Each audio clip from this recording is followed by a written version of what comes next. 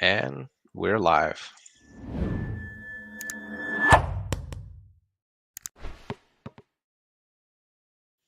Hey, everybody, welcome to Agency Operators Podcast. I'm Pasha.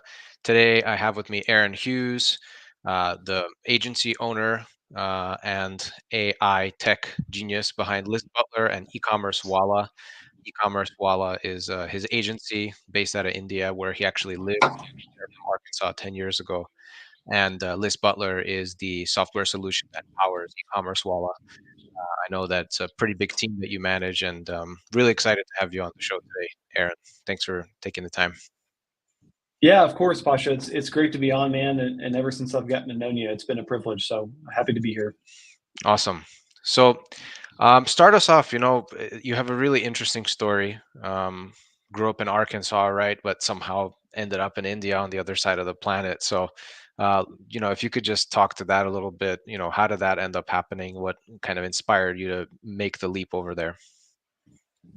Yeah, that is a funny thing I always tell folks in calls. Is like, yeah, I took the natural career path and went to India after college because I went from the University of Arkansas, where pretty much everyone gets a job for Walmart or some vendor for Walmart. And so, I've just always been the kind of guy to go against the grain. Like I wear Crocs when everyone hates Crocs. And so I decided to do something a little bit different.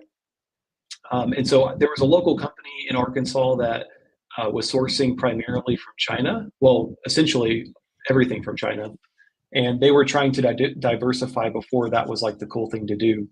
And so I took a job with them and partly with a larger sourcing company, and came to Hyderabad, India, essentially as kind of a landing place to then go around India and drum up manufacturers who could make similar products for this company. So originally got into the sourcing game and would go to trade shows, would go to factories, and would try to learn all I could about manufacturing from India. And that's what I did for probably several years, just building a relationship and networks of companies in the states. And from there, I was like, hey, I'm around all these products all the time. Why don't I just try this as a side hustle and start selling some products? And um, that's what kind of originally started the rabbit hole of what the Amazon world is. But yeah. So how did that snowball into building out your team? I guess that was the next step, right? Because you were involved in e-commerce, you were already out there. How did the team building part happen, and how did you start to basically put that together into a product for others? Yeah, so when I first started, I did the opposite of what all the gurus tell you to do with selling on Amazon. I first went and found leather products, generic products that honestly weren't even that good looking back. Then put up a Shopify store, then found out about Amazon. Once I realized it's really hard to get people to my Shopify store. So I started selling products on Amazon and started to see success there. But a big, heart and passion of mine is kind of I guess you could call it like social entrepreneurship, like creating jobs for people who may not have jobs that impact their families, and just that whole idea of kind of economic stimulation in the city that I was living. And so that's why we went the agency route, was really to create a people business that would be service based. Um, and we started 4.5 years ago and have a team of about 80 employees now. And those are all mixed up between, we've got graphic designers, we've got content writers, account managers, and all that good stuff. And we're a little different than most agencies too, because I'm a big believer in in-person work. And just like we have a really nice office that we all work out of. And so we don't really have like a all remote, and there's a lot of pros and cons, definitely to that. But for us, it works. And I'm a very much kind of out of sight, out of mind kind of guy. And I'm not a great leader of a remote team. So, I learned pretty quickly that it's important for us and our team to be in the office. But yeah, that's what got our agency started. And then, when all the AI revolution happened, got me kickstarting the idea of List Butler, which is, really a tool built for brands like myself who, there's probably, Pasha, you could probably identify with this of having a brand of typically when you have an agency and a brand, your brand is like the redheaded stepchild of your agency. And it's a test account, it's always getting the last attention, right? So my brand, was always just kind of not thriving as it should. And it was just a bandwidth issue of like, man, I'm one person, I've got all these SKUs and, now I'm on Amazon, I'm on Walmart, I'm on TikTok, and just managing that became a challenge. And that's really what List Butler is trying to solve. And so now that's become the tech stack of our agency that we're kind of defaulting to clients that we sign of like, hey, List Butler is kind of a non-negotiable software that we have to use to manage, your accounts. Got it. And so, one thing that really struck me about e-commerce Walla was the way that you guys bring it on is, all right, we'll do these particular services for you, and then it's very like a la carte, right? It's not like this kind of Yeah. full management thing.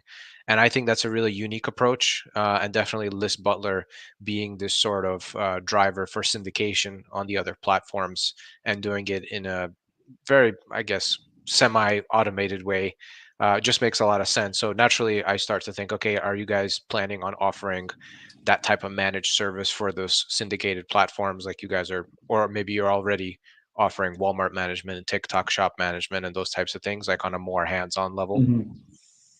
Yeah, we do offer that. Our primary, revenue driver is the agency for agency. So that's our primary focus and what our website is kind of branded around. Because really the main pain point that agencies find is, their agencies are really lean, right? So the idea of hiring a salaried US employee is like, it's a huge leap, right? Like how, the amount of clients you have to sign in order to justify that, and then by the time right before you make the hire, you're basically just drowning. And so a lot of teams augment things with overseas teams. But then what happens is you essentially become a babysitter. And so you're having to manage kind of the HR side of those things to make sure these people are actually working. You're making them work efficiently and tracking their time. But also, if they quit, right, you have to go then find someone else, retrain them. It's kind of this never-ending process. And so, Ecom Walla essentially is this like kind of like augmented back office where we essentially take the HR nightmare off your plate. Like even if our internal employee quits, we have people already trained and backed up to where you won't see really a blip or glitch happen with the account. Um, and so that's kind of the purpose of Ecom Walla. But we do obviously throughout the years have brands and stuff that come to us where we do full management, just because we have the staff internally. But it's just not necessarily like a core focus of ours. And we do have a guy in the States as well that does some client relations. And we have a team in South America now, just to be able to serve clients in real time. But our primary team is still obviously in India. Got it. Yeah, it must be so nice to walk into an office space and shake hands with people, smile at everybody, right?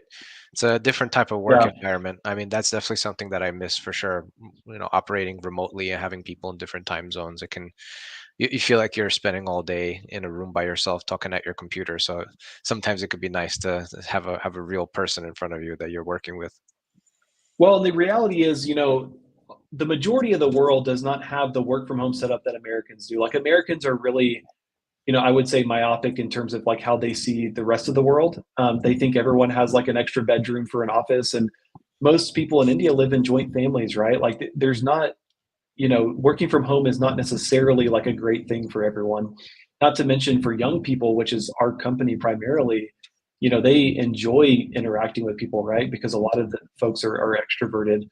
We just had a, Women's Day recently, and I think it was like 2 weeks before, like we had basically different like women's sports competitions in our company. And so those are just things that like, yes, obviously we are restricted with like who we can recruit to our company because of our decision to be in the office. But on the flip side, there are a lot of benefits to I think having in-person teams, or at least pockets of teams, in different cities where you can get together and have like sporting events or whatever it is.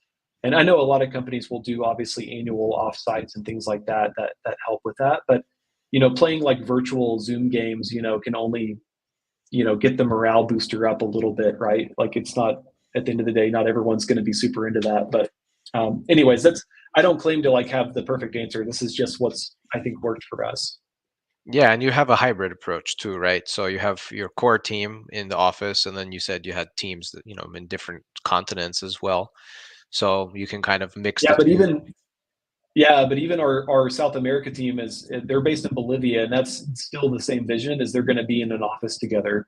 Oh, So we obviously have exceptions like when people need to go to their hometowns and do stuff. We obviously allow work from home, but we hiring folks we're always very clear on like, hey, this is our default is work from office. And then we've got one guy in the States who's remote, obviously, because he's the only one in the States we have. But our South America team is also gonna work from the office once it's set. That's still in the early stages of forming, but I got my country team leader there who's gonna set all that up for me. very cool. So, what would you say out of all the services that you guys really provide is like your bread and butter, or would really move the needle for whether it's an agency or if you have just direct, clients that you work with, direct sellers? What is really driving things forward? Yeah, so I would say it's the ability to a lot of people talk about like a jack of all trades being a bad thing, but the reality is like I'm a brand owner, right? And what I don't want is to have a subscription for every flippin' thing that I need, like design, content writing, and to have different places to get that. So there's like Seller Candy, for example, is a Seller Central virtual assistant. It's not like a revolutionary idea, but they only do that. And then there's Design Pickle, right? Like they only do design. And so a lot of brands that we work with choose us because of the flexibility. So we have like a Walla Plus package where you can get design, SEO, and a VA in a part-time pack. So 4 hours a day, but each day could be a different day. Like maybe they're launching a new product tomorrow, so we're going to heavily focus on design for the next few days. There could be a listing that gets shut down, so the VA will take over. So I think packages like that help brands, you know, do more with a lower budget, but also the realisticness of like you're not always going to be doing design every day, right? So you don't need to have even a part-time designer on payroll because you may not have a brand that justifies that. Um, so that's something we're doing that I think a lot of brands, really, appreciate. Mm, okay, so what happens with the strategy then? So if you have these people who are really implementing the execution, is there somebody that's assigned to the account that's a little bit like more of like a senior level who can really kind of assess what's going on, or because you guys mostly work with agencies, you let the agency handle the strategy part and just kind of leverage you guys as an additional hand? Yeah, it's a little bit of both. I think for the agencies, they're going to direct things a little bit more, but we offer like the Walla Plus to brands as well, and so that we always have an account manager who's in charge of making sure, okay, if a graphic job got posted, hey, the graphic, they're going to communicate internally, hey guys, are you working on this? So we actually, and I'd be curious to know maybe what your experience is on this, or what you do. But when we first started for the first several years or first couple of years, we would basically just assign a client to a person and maybe have a backup person, but it wasn't a super great system. And we started to experience kind of, I guess, pain points or pressure points. And so what we did was we moved to like a pod structure where, we've got, so the Amazon VA team has different pods. Like let's say we have 5 total pods. Inside each pod is going to be about, on average, about 4 VAs. And depending on whether our clients have part-time or full-time, we divvy up, let's say 5 or 6 agencies for that pod. And so that way, if someone is sick or is getting married, or is going to be off for an extended period of time, they have their team members who are trained in these accounts as well, who are able to like step up and communicate. And so that way, we're not having to, excuse me, explain to that client, hey, we're going to be off for the next week. So I found that the pod structure is really helping us to be able Mm. to like keep things flowing, and to not have these kind of like pain points, I guess.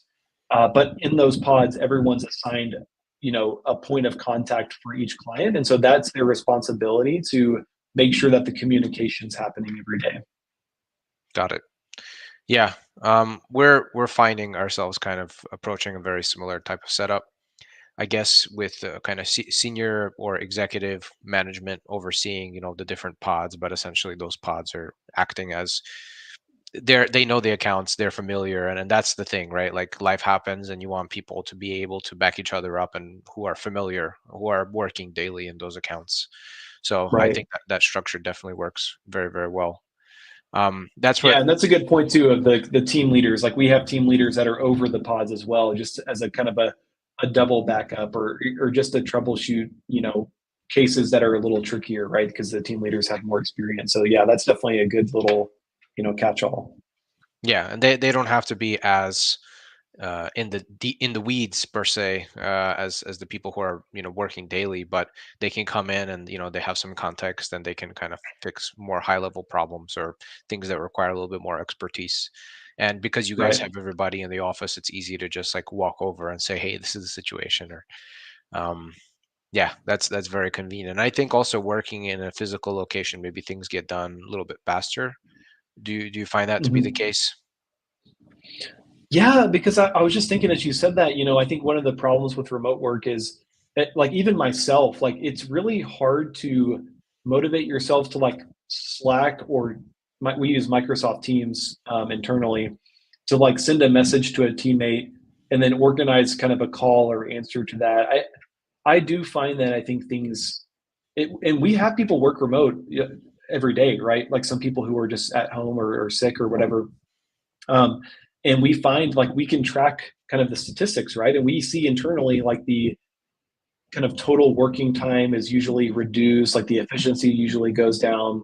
And I'm speaking as like a general average. And it depends obviously by employee. Um, but I do find that when people are in person, they're able to troubleshoot faster and they're more likely to reach out faster as opposed to just sitting there twiddling their thumbs, like trying to figure it out before they approach someone. And because we've obviously, during like lockdowns and stuff back in COVID, like we were forced to do remote and it was, I would say, pretty challenging to make sure that everyone was like getting trained properly. And just, we run into unique cases all the time. And it's kind of hard to remember to like share that with everyone remotely versus like in the office, what we do is someone just stands up and shares a quick little 5-minute win story of like, hey, here's this case I worked on. Here's what we did. Um, and then there's also a lot more cross pollination. So, for example, in a remote environment, our VA team would probably be super isolated to just the VAs, and the content team would never interact with them much. But in our office, we have a lot more cross pollination of teamwork. And so our content writers are kind of learning what the VA team is doing and vice versa, which helps them kind of, you know, overall do their job better.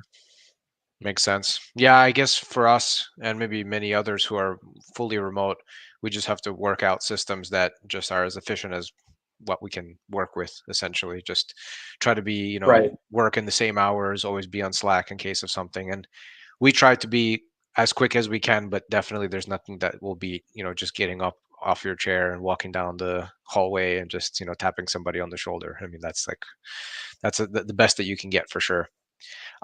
Being in Yeah. India, do you guys get offered or requested a lot of any kind of sourcing in India or manufacturing, or you guys don't really touch that arena too much? That's a great question. I do get asked that a decent amount, and I usually refer it out. I've got a few good friends of mine who are still in that industry. I'll be totally honest, Pasha. Like I got really burnt out of sourcing, so I still do it myself. And I've got some really great like factory partners that I still work with, for since I kind of started. Um, but sourcing is it's a real pain because you do all this work and I'll be honest, Amazon sellers are the worst to source for because most Amazon sellers who take a course have such unrealistic expectations of how the world works. Like, they want the product for $1 and they want to buy 100 units, and they don't realize that these factories are doing like hundreds of thousands of dollars of POs in a given month. Um, they're not going to stop and care about your $2,000 order. Now, obviously, bigger brands, so you do a lot of work, and then at the end of the day, all the sellers trying to do is bypass your fee, and so it's just it wasn't a great like industry for me, I would say. But we do have some really great partners who are domestic sourcing companies, and I know an expat, who does a lot of stuff from sourcing from India that I referred out. Very cool. Yeah, I've manufactured one product in India myself, and it was a great product, and it was nice to work with them. We had to basically send out somebody on a plane to do like quality assurance and do this entire audit. But Yeah. through the process of trying to source in India and coming from a background initially sourcing from China back in the day and doing sourcing in other countries now, I did find that in a lot of places, India is one of them, and I think it's improving. But the infrastructure for manufacturing is not the same as you would expect, maybe from China. You know, Right. China, their factories are so, you know how it is in China. So in India, it's a lot more loose, and a lot of factories are quite small and doing things like in open air, things like that. Hiring family members, or it's not as. I mean, I don't know if you've seen it with your own eyes. I haven't. So, um, Yeah, and I'm really connected to Meghala Bardwaj and her India sourcing trip. So I've done talks on this stuff on culture in India, and a lot of people who come from China, especially the Alibaba world, yeah, have unrealistic. So for me, I'm a marketer, right? So I'm always looking to spin things in a positive light. And for me, I've seen India frustrate so many expats to the point of where they just give up. And I'm like, to me, that's a barrier to entry that like makes it harder. Um, and so if I can make India win, then anyone can go on freaking Alibaba and type in plastic spatulas and source it, right? Like there's no competitive advantage there. But that also goes into the next point of like every country has its own like strengths and weaknesses. So if you're going to make, plastic or like stainless steel molded things, like China's usually going to be better. But for leather or like, you know, handcrafted items or textiles, India is a great place. So it really does just depend on what you want to make. But the products that India specializes in, to me, from an Amazon or like online marketplace perspective, is those are products that typically have higher margin. So like leather is not necessarily a price centric buy. Like I sell my wallets for twice what some of the competitors do, but I still make sales because end of the day, people are wanting a nice wallet for their husband or boyfriend or whatever it is. Um, so yeah, India can be a great place if you can bear with it. And if you're watching this, reach out to me. I've got some good materials and I've done webinars on sourcing from India, so like more of the culture aspect. So how to work with suppliers here and the pain points that people face. yeah, I had to learn the hard way, but um, the product that I was sourcing was actually a wooden children's bike. So those types of more natural materials, wooden, and we Yeah, got the tires. They were sourced from China. They bought it, the manufacturer, but everything else, was like kind of hand cut, and it's such like a custom job, very particular. The manual was awful. I had to redo the entire manual because they had like these, actual photos from like their cell phone, like anyway, there was some tweaks I had to do for the US market, but overall I found it to be pretty good, and it's not something that I feel like I can get made in China to that level of quality. There is like a yeah. sort of like handmade aspect to it where it's very hard to find the balance between volume, price, but also like quality, and India seemed like the best place to go compared to China. Um, yeah, Yeah, and but because it's handcrafted, you don't need to order 10,000 units. Like you yeah, can, depending on the size of the order, you can start with 100, 200, 300 units. So it is a cool place to like test things as well. exactly. Exactly. We were able to get away with just a couple hundred versus probably, yeah, if you're trying to do something more custom and you're using big machinery, then yeah, you would need to be in the tens of thousands. Yeah. So let's pivot a little bit over to TikTok Shop. I know that's one of the topics that you brought up earlier on. You guys are working a lot with TikTok Shop and generally, other external to Amazon forces. Um, Mhm. what are you seeing really working over there? Because TikTok is something that's talked about a lot. It is a sort of new beast that everyone's trying to figure out how it works and what's the best way to utilize it. And because it's a shopping experience on a social media platform and somehow connected to Amazon. So what's your experience with that and Walmart or any of these other kind of external platforms? Yeah, and again, this is the reason why we started List Butler was to help create bandwidth to be able to get on these other platforms without creating more work. Because at the end of the day, every brand owner, in my opinion, who's like an Amazon, I would say centric seller, is that they should be rooting for these platforms like TikTok Shop because competition is a good thing. That's what the our our capitalistic society is built on is competition, right? The best wins. And if Amazon is the only major player, then who's going to really care if they increase their fees? Obviously, you can complain all you want, but that's your choice, right? So when a brand can diversify their sales where they're not 90, 95% Amazon, one, it only makes the brand more valuable, but it also reduces your risk in case Amazon, let's say they shut your account down. We've all, heard the horror cases. Um, so for me, that was something that when TikTok came out, I first of all despise social media. So I'm still not on TikTok personally. But when TikTok Shop released, and I started to hear, trinkles of like, testimonials, I was like, okay, I got to try this out. And so in India, TikTok's banned, so we have to use VPNs just to even access it for our clients. But I tested it with my account first, and so my Amazon, my main Amazon brand, I've got a few brands, but my main brand does about on average annually about 80 something thousand a month on Amazon. So and I've been doing it for 6 or 7 years now.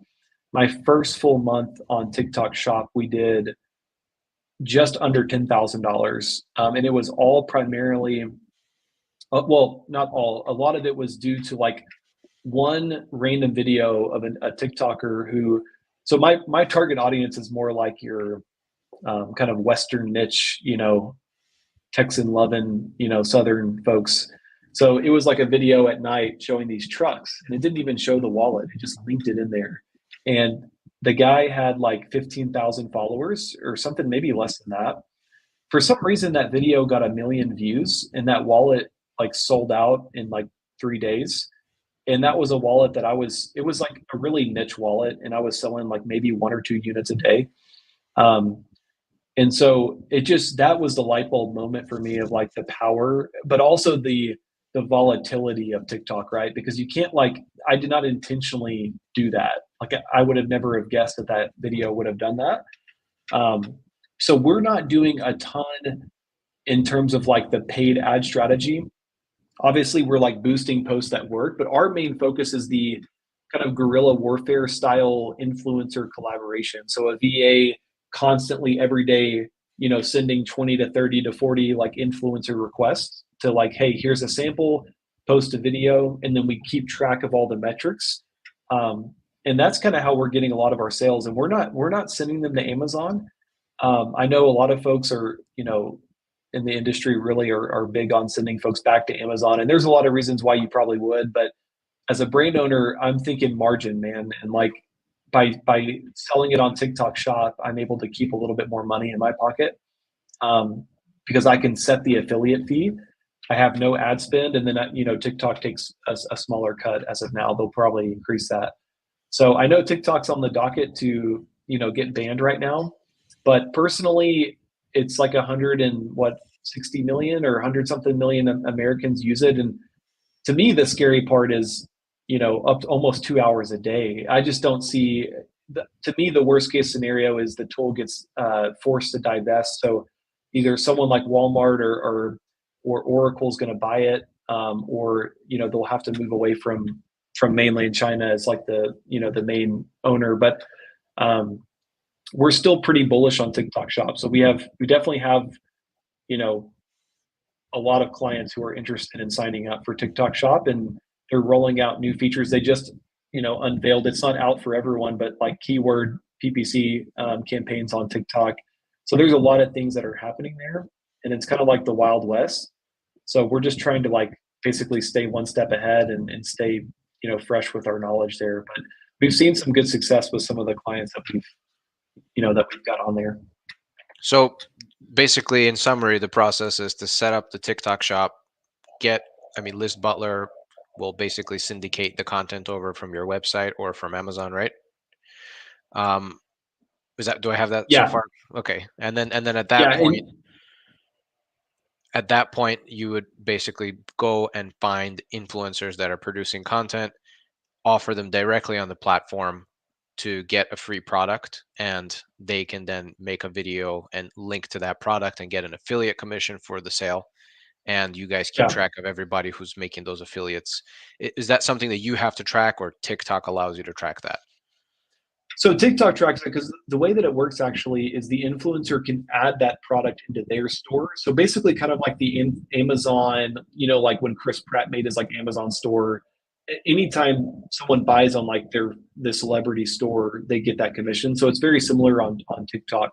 Um, and the funny thing is, we talked to several brands who had a lot of influencers monetizing their products on TikTok, but they weren't getting any of that benefit because they weren't on TikTok Shop. So you can link also like your Shopify store, um, and that way you can upload your products, or you can just manually add them. There's even like a TikTok like brand store section now. So I just posted about that on LinkedIn. Like we have my leather company's like storefront set up.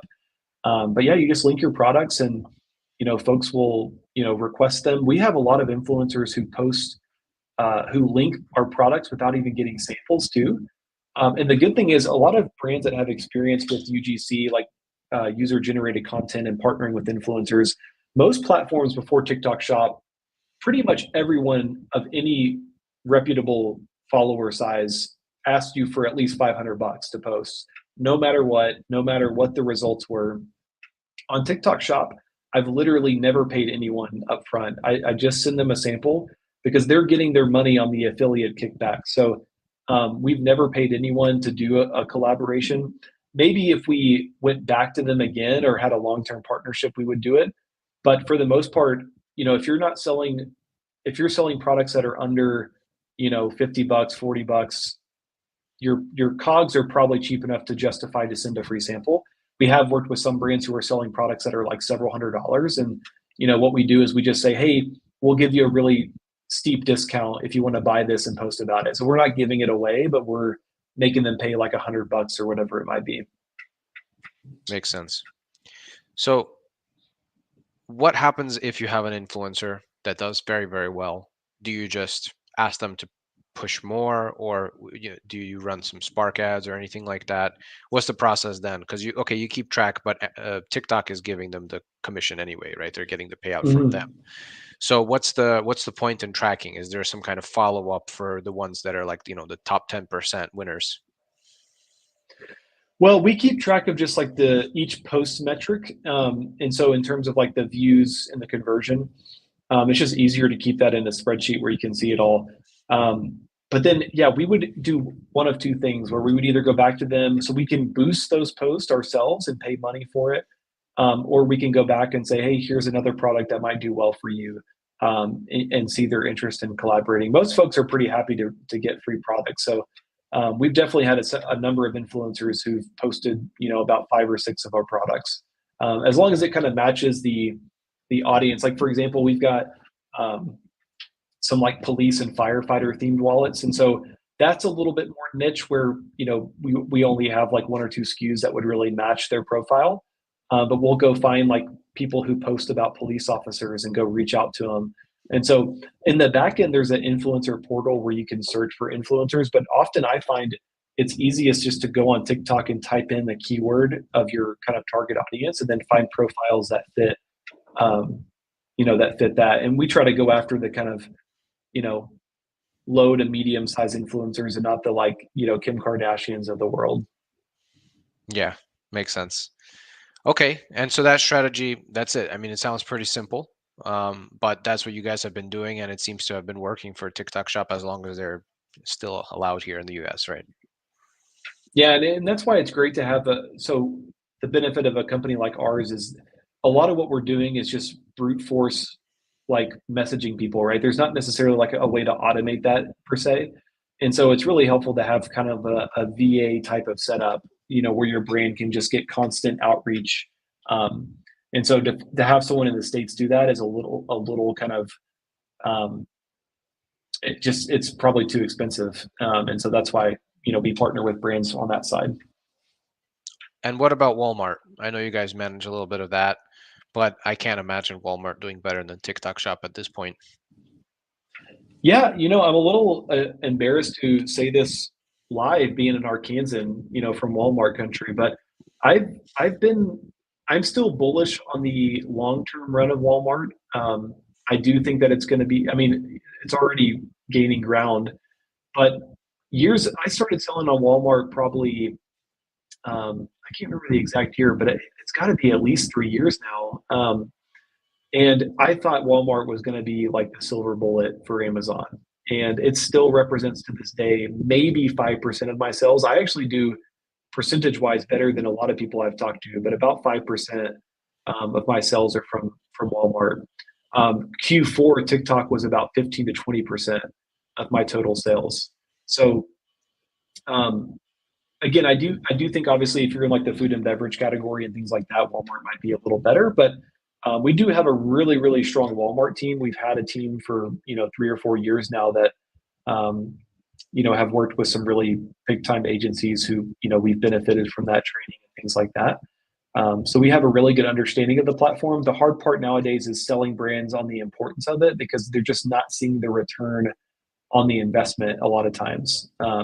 But if you can add it, like if you have an agency where you can just add it as an option, it's obviously better to get in now as opposed to Amazon. Like if you're waiting to sell to Amazon until 2024, I'm never one of those pessimists who's like it's too late, but it's obviously become very saturated, and that's why I'm also looking towards new Amazon marketplaces like Japan and Europe, to expand some of our sales. Mm. You have a lot of experience with that expansion. Is that working out for you guys? I'm hearing mixed things. We've had some mixed success. It's kind of hard to break into some of these newer markets. It doesn't translate too well from the U.S. But what's your experience on that?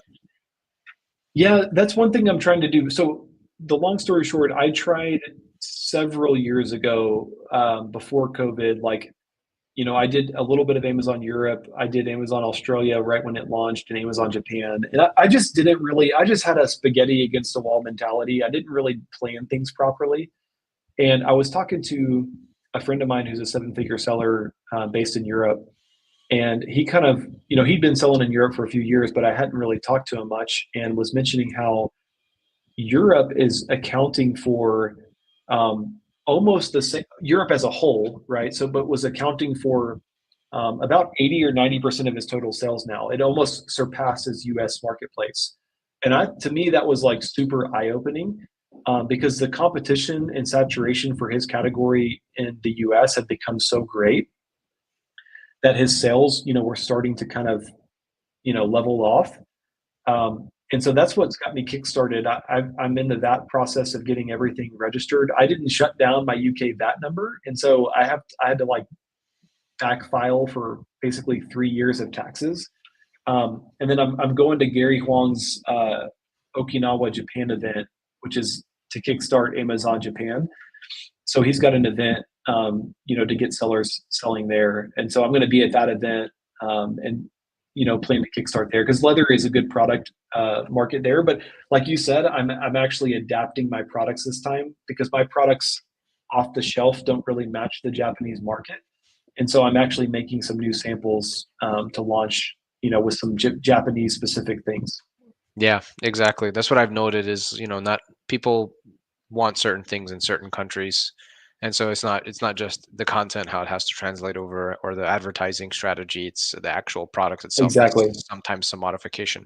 If it's an electronic product, you have to change the plug, you have to change the language, it's little things like that. But I think if you adapt your product and you know that it does well in the US, it could be worthwhile. One Hmm. thing that we've run into has been innovative products.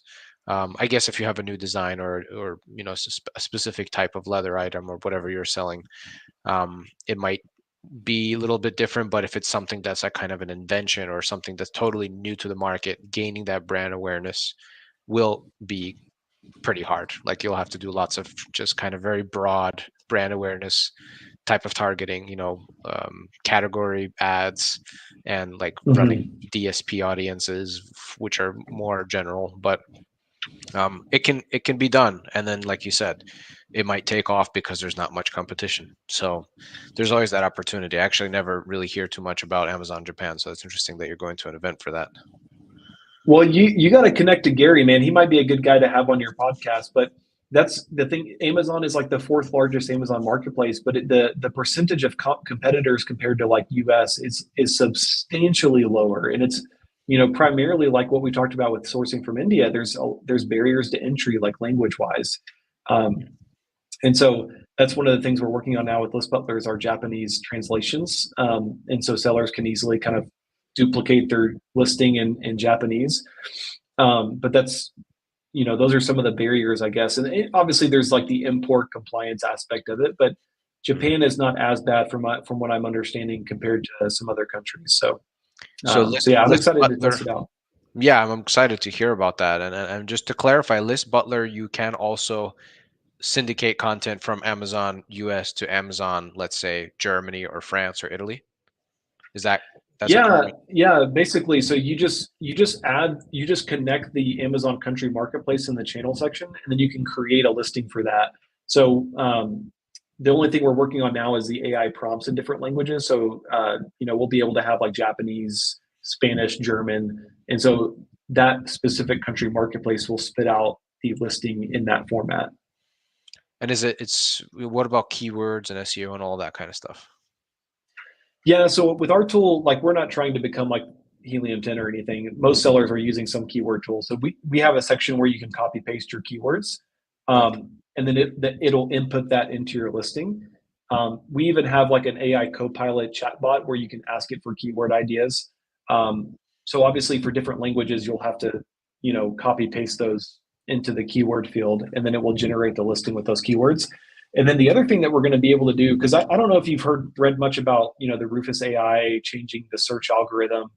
A lot of people are screaming from the rooftops that the whole keyword ranking methodology is going to die.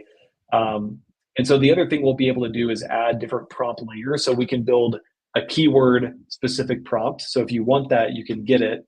And then, building out a Rufus AI specific prompt that's more use case focused versus keyword focused. And so you'll be able to kind of toggle between these different methodologies as well to stay ahead of the game.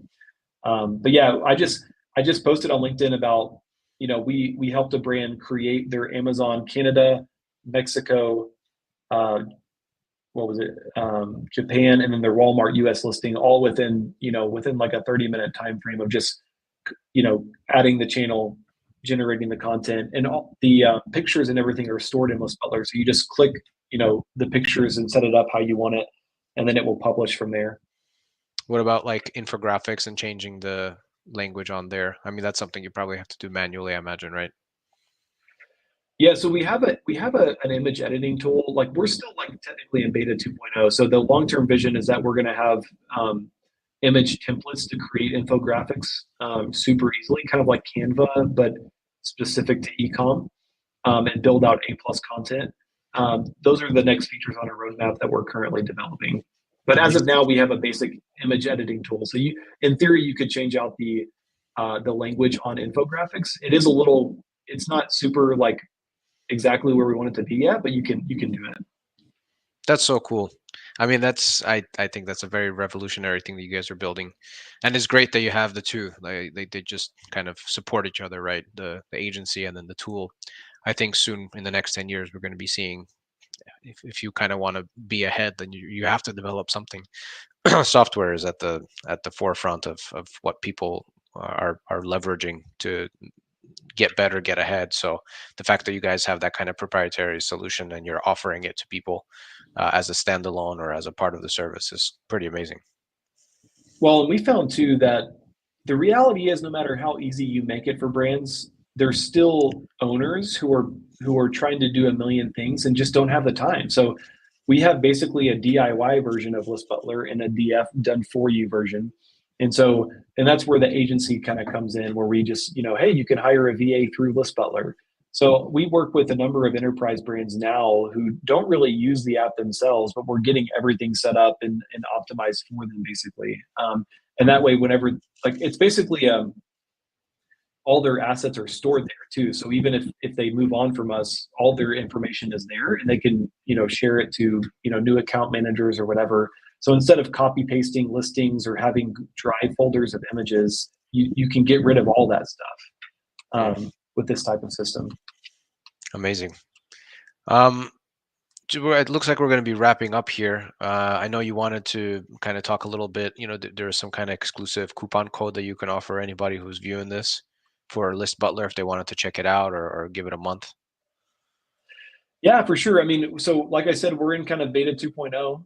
And so for us, we're just trying to get, users who are going to use the app, who have a need for it, um, into our program. So we're basically offering 50% off for the first year, for anyone who signs up.